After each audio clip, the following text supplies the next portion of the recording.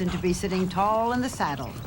After years of struggling, this 35-year-old Texan has become a hot property in Hollywood, and it all came about with some dirty dancing.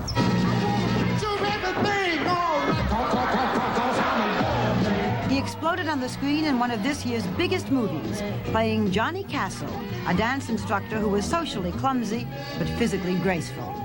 And his dance sequences with co-star Jennifer Grey created a sensation around the country. The style was pure Gene Kelly. The sexiness was pure Patrick Swayze.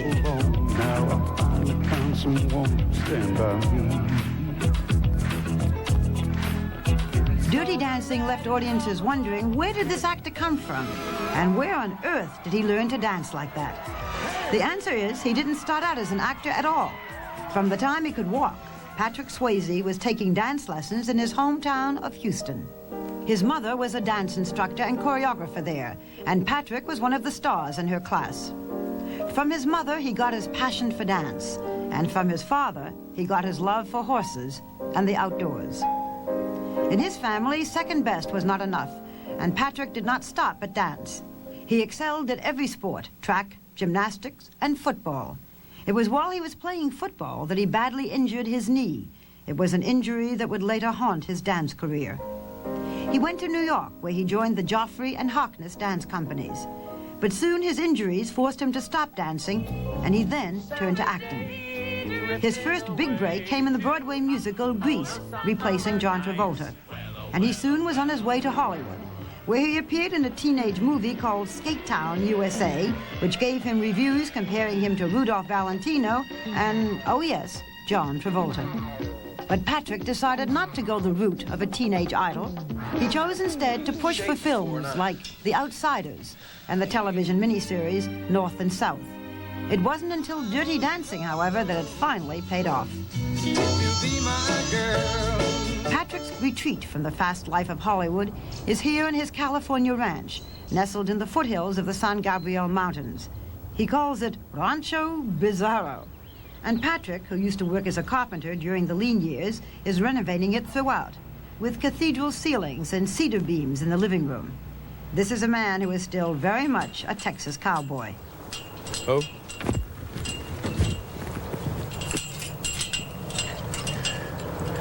Got it. She used to do this as a kid? Uh-huh. Yeah? Along with the dancing? You make a good cowhand. But you're the first one who's ever said that to me. He loves horses, not only Western ones that he works, but also Arabian stallions. Good boy, Trot. But horses aren't the only inhabitants here. There are peacocks, cats, and his prize dogs.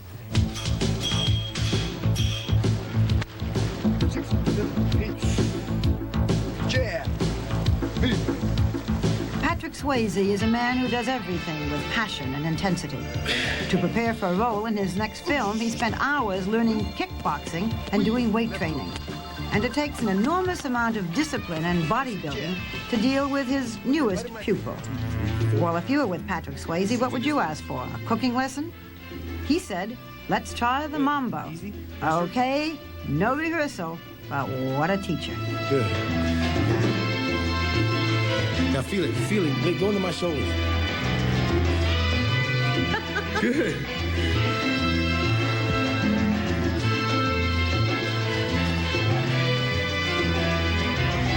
Good. Very good. Give me.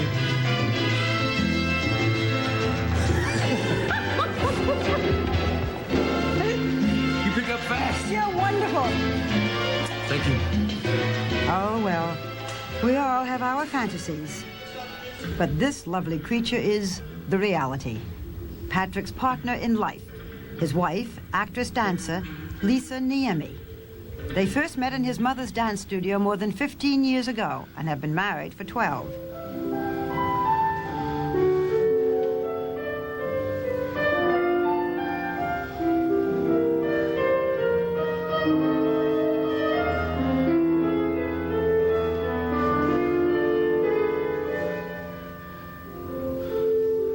It was the dance studio that served as the backdrop for two of the biggest influences in Patrick's life, his wife and his mother. And when we sat down to talk, I asked him about both. Tell me about your mother. She taught you to dance. Yeah. And she taught me what the meaning of discipline was, you know, in a good way, that you can't waltz through life. You know, you can't expect things to be handed to you on a silver platter, that you've got to work for it and be deserving. But when you were a little kid and your mother said, I'm going to take you in and put you in the dancing studio, in Texas, little boys didn't dance. No, ma'am. Okay, how'd you feel about it? Well, I started so young. You didn't know? No, I didn't know. I mean, I watched and see what all the other kids were doing and wanted to do it. You know, so I've got pictures of me in sailor suits and tap shoes from the time I was knee-high to a grasshopper. And everybody tells me I was a little terror. When Mother would be trying to teach, I'd be hanging on the bars, pinching the girls and stuff. And at the age of 4? 4 to 8, I guess, or well, actually probably 4 to 18. I was still pinching girls at 18. I thought I was Mr. Casanova, you know, out of insecurity.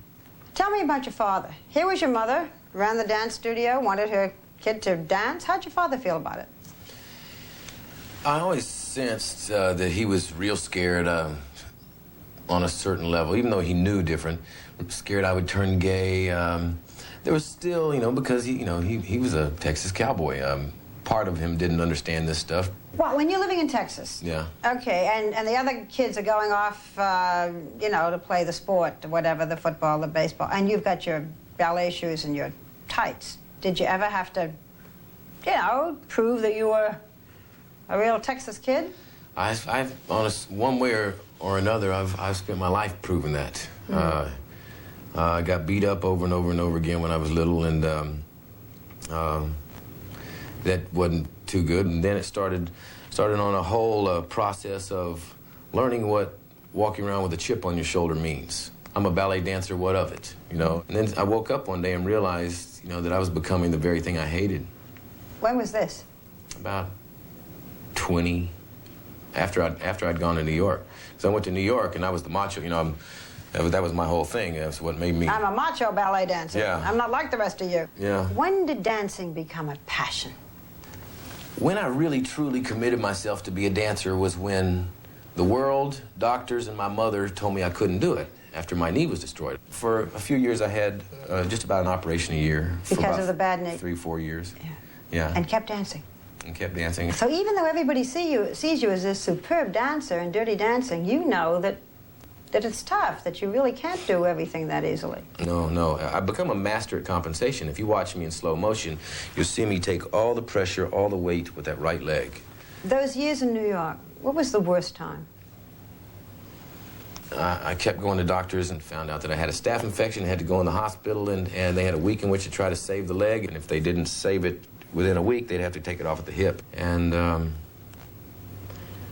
the biggest thing that the knee did was, I thought all I was this, you know, and with this. The dancer, yeah, the body. The dancer, the athlete, the machine, not a person. You said it changed you, that you'd always thought up until then that you were the body, and now maybe there was a mind? I had to find out. Up to that point, I was scared to look inside for fear that I wouldn't find anything, you know, that my fears would be proven right. The dancing was over, the acting begins. You come out here, your first film that caused a lot of attention was Skate Town, USA, right? And you got that review that said he's the sexiest thing since Travolta and Valentino and so on. And then, not much. I disappeared, deliberately walked away because, you know, it just scared me because it was a teen idol kind of thing, and teen magazines were jumping in my face, and I had a 4-picture deal offered and 6 other films, and you felt you couldn't do it? I hadn't been studying all my life to throw it down the drain by becoming a face, the very thing I was scared I was anyway. A face and a tight pair of jeans. Yeah, and I was willing to bank on that with enough study and enough growth and enough, you know, connection with myself and the truth in me, that I could become an actor to be reckoned with, an actor with respect and not, you know, a personality. But what courage? You turn around and say, I'm going to become a real actor. It really... I mean, that takes a lot of guts. It's like something my manager said, is most people come to L.A. and get off the plane, and that's as good as they ever get. Yeah. And Lisa and I have had a passion never to let that happen. So tell me about Lisa. She literally is my creative partner. There just feels like there's a real power between us. There feels like there's a real chemistry, like we're soulmates, if you believe in that kind of thing, that we either knew each other before and came together in another life. There's just some intense passion because our fights are huge, and but our love is huge. Now, this huge success, Dirty Dancing. Did you know that Dirty Dancing was going to be the breakthrough? No, I didn't. I knew that I was advised not to do it. Why? Just in the reading of it, if you didn't really look between the lines. You were just a sexy dancer. Yeah, it was just it was a cutesy little movie that, you know. So why'd you do it? I felt something for Johnny, a guy from the streets. Johnny Castle, yeah. Yeah, a guy from the streets that is fighting to like himself, to believe in himself, to believe he could be something more than what society will allow him to, or what mommy and daddy taught him he could be, or whatever, you know. I just felt like I could do something with this guy. Why do you think people go to see it 5 times, 10 times, 20 times? There is the 100+ Club for Dirty Dancing. Women that have seen it in movie theaters, not on video, in movie theaters over 100 times. Why? Everybody dreams that somebody would see into their lonely world that would see past the exterior and see what they're really like. They may not be the pretty people of the world, but big deal. Somebody sees through that and cares about them as a person. And I think that's the biggest thing that this film communicates is a relationship, not because of, you know, how somebody swings their rear, but what's inside. Today, do you have a philosophy by which you live?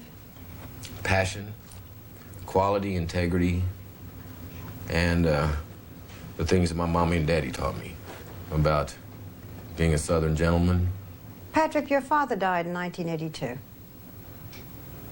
This, I have read, was terribly difficult for you. It wasn't just something that you could accept. I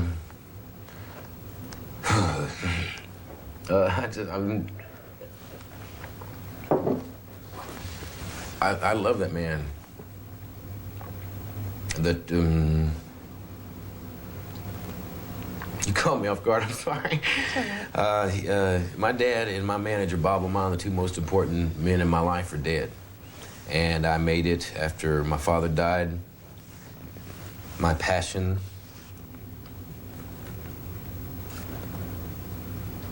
that I was going to make that man proud of me till I died.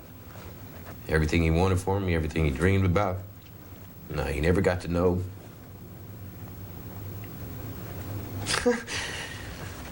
You made him proud. Oh, Jesus. Well, that was his problem. He thought crime was weak. Texas mentality. Have you made him proud, do you think? I think so. I think the one thing I really wish he could have known is he never got to know that Lisa and I get in this horse business and everything. I always had the dream that I'd buy a ranch and he'd run it, you know? And part of my passion for horses is to honor my father.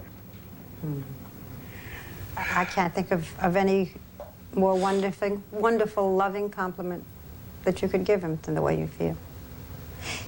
You know, for the person who has not seen Dirty Dancing, whoever that may be, and who does not know Patrick Swayze and is meeting you tonight for the first time, what do you want them to know about you?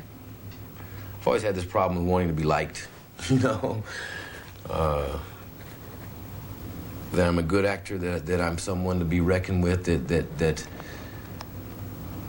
I can give people something through my work that they see, they make their lives lighter for a moment, or inspired, or passionate about who they are and feeling good about themselves. And I can definitely swing my butt.